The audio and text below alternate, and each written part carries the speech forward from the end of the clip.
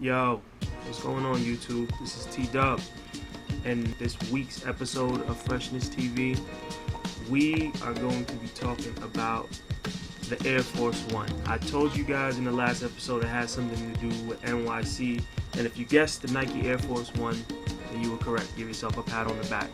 The Air Force One is one of my favorite shoes. Everybody that knows me just knows that I love that shoe, mainly off the strength that I'm from New York City. I'm born and raised in Harlem, New York, so the Air Force One, or as we like to call it, the Uptown, I'll get into that later, is one of the most classic shoes as far as I'm concerned, and most people who collect sneakers, you know. So I just wanted to give a little background to the Air Force One. The Air Force One was designed and released originally in 1982, and around that time, sneakers pretty much were designed for performance only. Mind you, this is 1982, so this is 3 years before Michael Jordan and the Jordan 1 and that whole thing. So if you really want to think about it, the Air Force One is like the grandfather to all of this, to everything that we do as sneaker collectors, sneaker heads, whatever you want to call yourself. If you for a second try to play the Air Force One, especially in front of me, I'm going to tell you about yourself, because that shoe, if not for that shoe, we wouldn't be here, because the Air Force One was the first performance basketball shoe to be worn in the streets casually, and it's really kind of the first shoe to be retroed.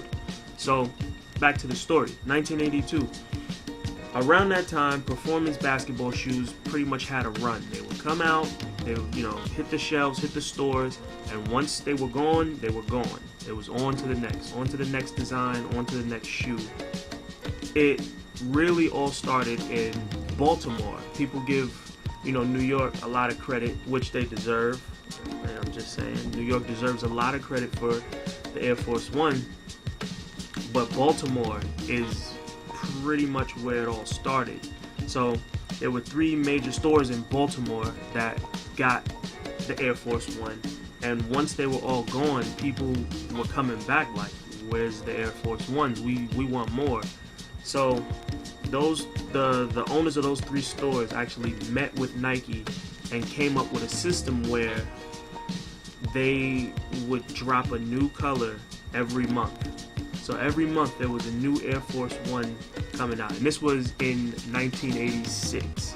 So after Air Force Ones had disappeared from the planet, the guys in Baltimore brought it back. They resurrected the Air Force One and gave the streets what they wanted. Everybody was getting fly in them. People were hooping in them. It was just a beautiful thing. So on the East Coast, Baltimore, Philadelphia, and New York are like in a straight line down to I-95. And, once people got word of the Air Force One, cats were coming down from up north down to Bmore just to get some Air Force Ones. So at that time, there became only 2 places in the country you could get Air Force Ones. That was in Baltimore and in New York. And when it came to that, in New York, they started being called Uptowns, because in New York, you could only get them from a spot in the Bronx. Anywhere north of Manhattan is Uptown, and the northern end of Manhattan on up is Uptown. That's what I've known them as my entire life. Uptowns, ups in the Bay Area, and Sacramento, San Francisco, they call them Coke Whites. I find that pretty funny, but they'll just always be Uptowns. What I wanted to do was just show you guys a couple pairs of my favorite Air Force Ones, and see what you guys think about them. So my first pair of Air Force Ones was a general release. It went largely under the radar, but I saw them and I had to get them. I have the 2013 Black History Month Nike Air Force One. This one is, the entire upper is made of foam-posite material. If you're not familiar with foam-posite material, that's the same thing that the Nike Air Foamposite is made of, and it is Nike's most durable material to date. These things could take a complete beating. I actually have some Nike Air Foamposites from 1997. That is when this material was first introduced, and it transfers so well onto the Nike Air Force One. This is the illest shoe I've ever seen. It's one of the freshest ones in my collection, to be completely honest with you. You got the copper Foamposite, black accents, and then the hints of orange on the Dubré, or whatever they call it, and the Black History Month logo on the tongue. You have the translucent outsole with the visible air in the heel. The Nike Air Force One was the very first basketball shoe to use Nike Air technology. Up until then, it was only running shoes. So this is more legendary than you think. The Air Force One is the one that started it all. Quite simply put, every time I put them on, it just takes me back to Lenox Ave, like I'm back in the hood again, man. I love this shoe. It goes well with any outfit. It's so crazy. Here's another unique Air Force One in my collection. The 2010 Dallas NBA All-Star Game Air Force One High.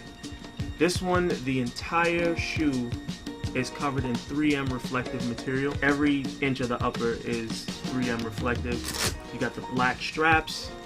You got the hints of that Dallas Mavericks blue on the back and on the Nike Air logo. And the coolest part is the little Texas logos, just to let you know that Dallas is home to the 2010 All-Star Game. You got the Lone Star on the tongue, and I love 3M. 3M reflective material is the dopest thing to ever be put on footwear, to be honest. So keeping the whole All-Star theme going, the next pair is actually a return to Texas. This is the Area 72 Galaxy Lunar Force One from the 2013 NBA All-Star Game. And this All-Star Game was held in Houston, Texas, and it was pretty much a spin-off of the 2012 All-Star Games Galaxy Pack, which was held in Orlando. This one took on a whole nother trippy vibe with like space travel and aliens and everything. The details from this pack are so immaculate as far as the shoes go and the packaging. Like, I just showed you guys the box. I'll show you in a second. You got the Hyperfuse upper. They went a whole nother route, and with all Lunar Forces in 2013, they were Hyperfuse uppers. There were a few leather uppers, but they did the Hyperfuse super lightweight, super breathable upper. They took the Lunar Line cushioning technology from the running shoes and put it into an Air Force One. They also put it into the Nike Hyperdunk 2012 as well.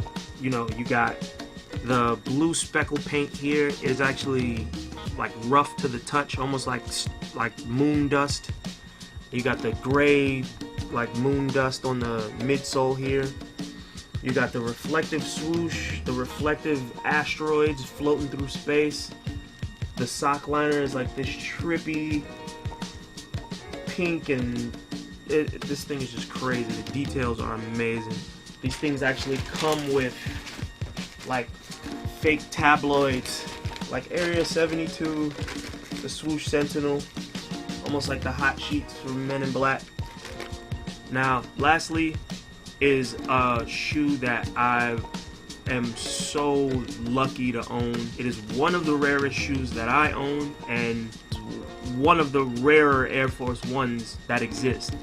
Only 150 pairs were made, and they were largely released overseas. I am just lucky enough to own a pair. So, first of all, can we get some appreciation for the brown and orange box? I think most collectors would just be in love with this box alone. My rarest Air Force One is the HTM2 Air Force One. What makes it so rare is the fact that this shoe is designed by 3 really influential, really cool people. The HTM is an acronym for the initials of the 3 guys that helped put this design together.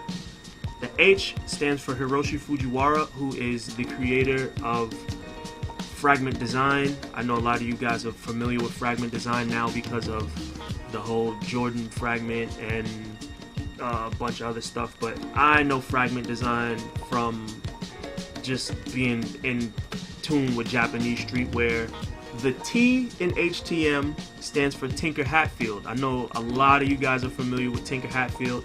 He's one of Nike's, he's actually Nike's president of design.